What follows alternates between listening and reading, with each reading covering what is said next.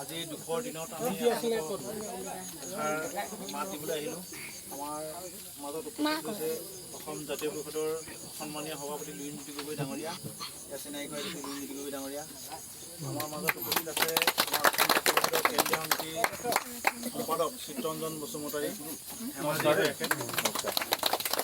আৰু অন্যতম আমাৰ কাৰ্যনিৰ্বাহক সদস্য সুভাষণ গোহাঁই ডাঙৰীয়া।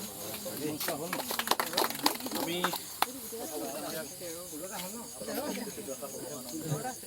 একো নকওঁ এই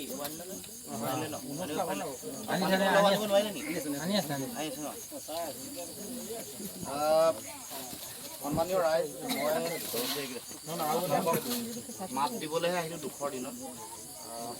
আমি সকলোৱে গম পাইছোঁ এবাৰ বানপানীয়ে বৰ ভয়াৱহভাৱে সকলোৱে আক্ৰান্ত কৰিছে। গতিকে বিপদৰ সময়ত আমি যিসকল বিপদত পৰিছোঁ তেওঁলোকক মাত দিয়াটো আমাৰ সকলোৰে ধৰ্ম, এটা মানৱীয় দায়িত্ব। সেইকাৰণে আপোনালোকৰ ওচৰলৈ আহিছোঁ। এখন যদি টেবুল অৱসান